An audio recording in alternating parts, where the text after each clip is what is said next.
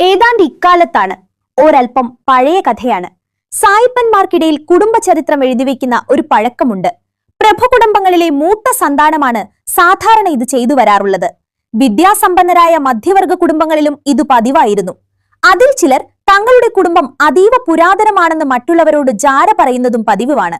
ഇതുപോലൊരു കക്ഷിയായിരുന്നു sir വാറ്റ്കിൻ Williams vein. അദ്ദേഹത്തിന്റെ വിശ്വാസം തന്റെ കുടുംബത്തിന് നോഹയുടെ പെട്ടകത്തിന്റെ കാലം വരെ പഴക്കമുണ്ടെന്നായിരുന്നു. ഒരിക്കൽ അദ്ദേഹം ഇത് അവതരിപ്പിക്കുന്നത് കേട്ട ഒരു സുഹൃത്ത് ഇടയിൽ കയറി പറഞ്ഞു, വാസ്തവത്തിൽ നിന്റെ കുടുംബം ഇന്നലെ പെയ്ത മഴയിൽ ഇന്ന് കിളിർത്ത തകരയാണ്. അതെങ്ങനെയാണ് ചങ്ങാതി, നീ തന്നെ പറ. വെയിൻ പറഞ്ഞു, അതോ, ഞാൻ ഈയിടെ വെയിൽസ് സന്ദർശിച്ചിരുന്നു. അവിടെയുള്ള ഒരു പരമ്പരാഗത കുടുംബത്തിൽ ചെന്നപ്പോൾ അവരുടെ കുടുംബ ചരിത്രം കാണാനിടയായി. പേജുകളോളം നീണ്ട അതിന്റെ തുടക്കത്തിൽ മൃഗത്തോടിൽ എഴുതിയ 4 ഏടുമുണ്ടായിരുന്നു. ആ ഏടുകളുടെ മധ്യഭാഗത്തെത്തുമ്പോൾ മാർജിനിൽ ഇങ്ങനെ ഒരു കുറിപ്പുണ്ടായിരുന്നു. ഏകദേശം ഈ കാലത്താണ് ലോകം സൃഷ്ടിക്കപ്പെട്ടത്. ഏതാണ്ട് ഇക്കാലത്താണ്.